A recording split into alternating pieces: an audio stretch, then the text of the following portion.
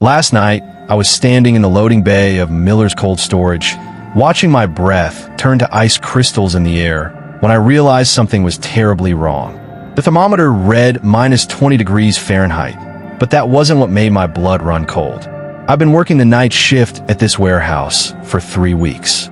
The pay was good, too good, actually, and now I understood why they couldn't keep employees for more than a month. My supervisor had quit 2 days ago without explanation. Just left his jacket hanging in the break room and never came back. It started during my first walkthrough of Sector C. That's the oldest part of the facility, built back in the 70s. The fluorescent lights flicker there constantly, and the walls are thick with decades of accumulated frost. Management said the lights were on the repair schedule, but I'd seen that same frost pattern every single night, never melting, never changing. At 2:47 a.m., I heard footsteps. Heavy boots on the metal grating above me. But I was alone. I checked the sign-in sheet myself. The warehouse was a maze of corridors lined with frozen goods. Pallets of meat stacked 20 feet high, fish frozen mid-swim behind plastic wrapping, their eyes seeming to follow me as I passed. I grabbed my radio. Hello? Anyone else on site? Static. Always static in Sector C. The cold does something to the equipment, they said. But radios don't just stop working. Not completely. The footsteps continued, matching my pace. When I stopped, they stopped. When I moved, they moved. I told myself it was an echo. The warehouse played tricks with sound. That's what Jenkins had said before he quit. Right before his hands started shaking so badly, he couldn't hold his coffee cup. I needed to check the temperature logs in the main control room. Protocol required it every 2 hours. But to get there, I had to pass through the meat locker in section C7. That's where the beef carcasses hung on hooks, swaying slightly even though there was no breeze. No breeze should exist in a sealed cold storage facility. As I pushed through the plastic strip curtain, the temperature dropped another 10 degrees. My eyelashes started to freeze, and that's when I saw him, standing between 2 rows of hanging meat, perfectly still. He wore the same company jacket I did, the same boots. But his face was blue-gray, covered in a layer of frost. His eyes were open, staring at nothing. I recognized him from the employee photos in the break room. Daniel Reeves. He worked here 15 years ago. Died on the job, they said. Heart attack brought on by the extreme cold. They found him 3 hours into his shift, frozen solid in Sector C. He shouldn't be here. He couldn't be here. I ran. My boots slipped on the icy floor as I scrambled back toward the main corridor.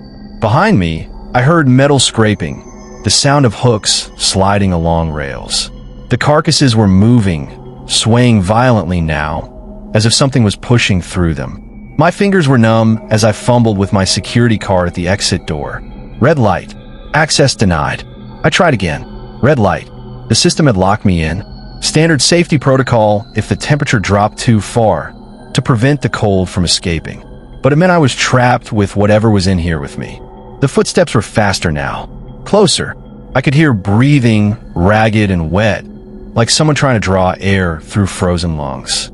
I ran deeper into the warehouse, past towers of frozen vegetables, past the ice cream section where the boxes were covered in frost patterns that looked almost like writing. In Sector C14, I found them. 7 workers, all in company uniforms, all standing perfectly still in a circle. Their skin was that same blue-gray. Frost covered their eyebrows, their lips, but their eyes moved, tracking me as I backed away. One of them raised an arm slowly, pointing toward the oldest section of the warehouse, the original freezer, the one that's been sealed off for decades. I didn't want to go there. Every instinct screamed at me to find another way out.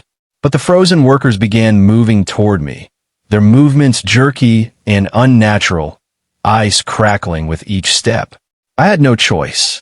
The sealed door had a warning sign, danger, do not enter, equipment malfunction. But the lock was broken, the door slightly ajar. A blast of air hit me, colder than anything I'd felt before. Cold that burned. Cold that had weight and presence. Inside, the original freezer was enormous, the size of an aircraft hangar. And in the center stood an old man in a business suit, covered in a thick layer of ice and frost. He wasn't moving, but I could feel him watching me. Around him, the walls were lined with frozen workers, dozens of them, maybe more. A collection spanning decades. That's when I understood. The warehouse didn't just store frozen goods. It was collecting something else. Something that fed on the cold, on isolation, on the fear of those who worked the night shift alone. Each worker who'd quit was really here, added to the collection. My radio crackled to life. A voice distorted by static and cold. End of shift is 6 a.m. You have 3 hours and 13 minutes remaining. I'm writing this on my phone as I hide behind a pallet of frozen turkeys in Sector B. The battery is dying. The cold drains everything. I can hear them searching for me, their footsteps echoing through the corridors. The frozen workers are hunting in groups now, methodical and patient. They have all night. The worst part? I just checked the employee portal on my phone before the signal died. My name is already listed on the former employees page. Termination date, today. Reason, abandoned shift. They knew. They've always known. The lights just went out of my section. I can hear ice cracking nearby. The sound of frozen joints moving in the darkness. My fingers are too numb to type much longer. If you're reading this, if they find my phone, don't take the night shift at Miller's Cold Storage. No matter how much they offer to pay you. Some jobs aren't meant for the living. The footsteps are right outside now. I can see frost spreading across the floor toward my hiding spot, following some invisible path. They're here,